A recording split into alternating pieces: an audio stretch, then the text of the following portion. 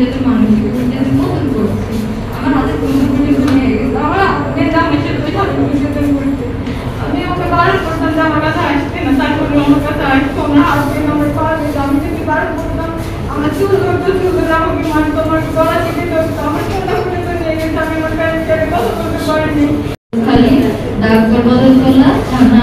আশাশুড়ি জেলা সাতক্ষীরা আমার সাথে ওর 2026 সালে 24 সালে মেসেঞ্জার পরিচয় হয় পরিচয় হওয়ার পর ওর সাথে ও আমাকে বলছে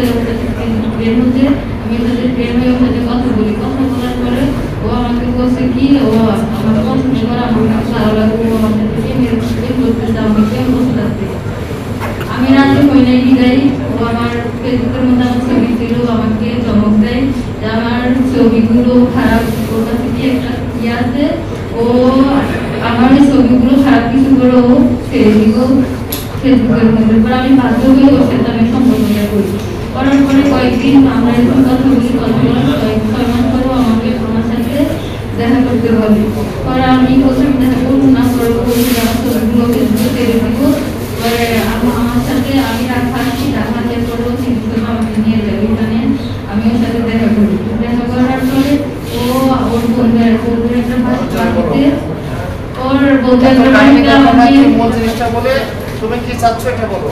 সব অদর্শ হয়ে যাচ্ছে ও আমাকে বিয়ে করতে দেখাইছে বলছে যে ও আমাকে বিয়ে করবো আমি তারা থাকতে পারে না আর আমি ওর বিয়ের ইয়েতে রাজি হয়ে যাই কিভাবে আমি জানি না ওর আমাকে পারে দেখি ও যে কিন্তু এটা আমাকে কখনো বলেনি ও আমাকে বলছে কি ওর নাম ওর ফেসবুকের নাম তারপরে বিয়ের পর দেখে ও আমাকে বলছে কি আমার বাড়ি থেকে বিয়ে হয়ে যেতে না হলে আমার সঙ্গে ফেসবুক ছেড়ে দিল পরে আমি আমার আম্মুর 1.5 লাখ টাকা নিয়ে বের হয়ে গেছি সিং করে স্বর্ণ নিয়ে আমি বের হয়ে গেছি যাওয়ার পরে আমি আমাদের ওইখানে আমাদের নোয়াখালীতে বাইকি বাজারে আমি আসি আসার পরে ও ওইখান থেকে আমাকে নিয়ে ঢাকা যাত্রা করে নিয়ে আসে নিয়ে আসার পরে গাড়িতে থাকা অবস্থায় ও আমাকে বলছে কি এখানে এখন উত্তর টাকা আছে আমি ওকে স্বর্ণ আর টাকাগুলো দিয়ে দিচ্ছি পরে আমি ওকে দিয়ে দিচ্ছি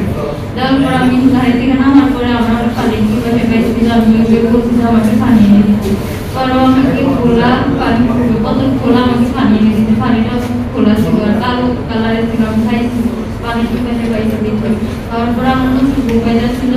আমি ওখানে ঘুমাই গেছি যখন আমার জ্ঞান আসে তখন আমি দেখি যে আমি একটা আবদ্ধ ঘরের মধ্যে পরে আমি ওকে জিজ্ঞেস করি যে এটা কোথায় ও আমাকে বলে যে ওখানে একটু বাঁচতে পারে না পরে আমি আবার জিজ্ঞেস করি জিজ্ঞেস করার পরেও আমাকে একটা থাপ্পড় দিতে দেওয়ার পরে বলতে কি এটা নাকি পুরো বাসা করার নিচ্ছে আমি বেশি কথা বলবো আমাকে বিয়ে করি ওরা আমি কিছু বলতে পারিনি ওটা থেকে শুয়ে দিল আমাকে ভয় দেখে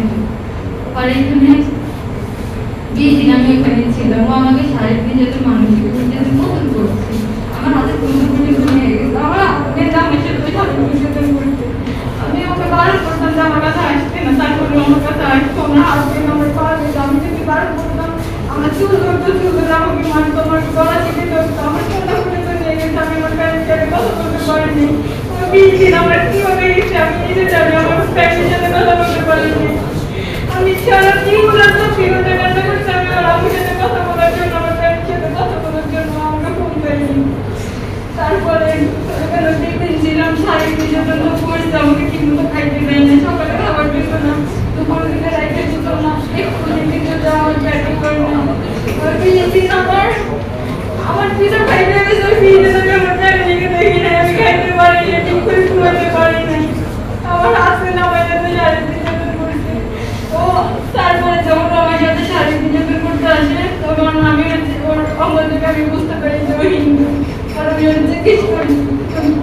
ও যখন উঁচু গলায় বলে ওই পলিশ করে ও কাজ করে আমি যদি বেশি কথা বলতাম ও আমাকে বেরিয়ে ফেলবে আমার গলা চেয়ে বলে হচ্ছে পরে আমি আর কিছু করতে পারি না আমার সাথে শারীরিক নির্যাতন তখন করতে হাত কেটে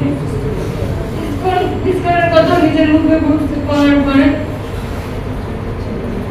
20 দিন পরে ও আমাকে বলে কেউ কেন আমাকে বাড়িতে নিয়ে যাবে বাড়িতে নিয়ে যাওয়ার পর ওর ফ্যামিলি আমাকে মেনে নেয় তাহলে আমাকে ওখানে বিয়ে করবে আমি ওর বিচার চাই হ্যাঁ ও আমাকে প্রতিষ্ঠানে বিক্রি করে দিচ্ছে ও ওই 20 দিন পর ওর বাড়িতে নিয়ে গেছে ওর খাপু জেঠুর আমাকে বাজারে এমনি খারাপ মেয়ে বলে ওইখান থেকে আমাকে বাসে করে নিয়ে আসার সময় আমাকে বলছে কি ও যেহেতু ওর ফ্যামিলি আমাকে মেনে নেয় না তাহলে আমাকে চাকরি দিবে। পরে ওইখান থেকে টাকা আবার আমাকে ব্যাগ নিয়ে আনার পরে ওর একটা বন্ধু আছে সাব্বির, ওর সাথে যোগাযোগ করে সাব্বিরের বাসা আমাকে নিয়ে দেয়। নিয়ে যাওয়ার পরে সাব্বির আর শুভ মিলে আমাকে ভয় দেখায় যে আমি যদি এখানে বেশি কিছু করি তাহলে আমাকে মেরে ফেলবে, আমি কিছু করতে পারিনি। পরে ওরা আমাকে চাকরি দিবে, সুবিধা আমাকে বলছে যে একটু বড় আসবো আর চাকরি নিয়ে দিব। সুবিধা চলে গেছে, সুবিধা আসেনি। পরে সাব্বির আমাকে ফাতেমা নামের একটা আচ্ছা, ধন্যবাদ।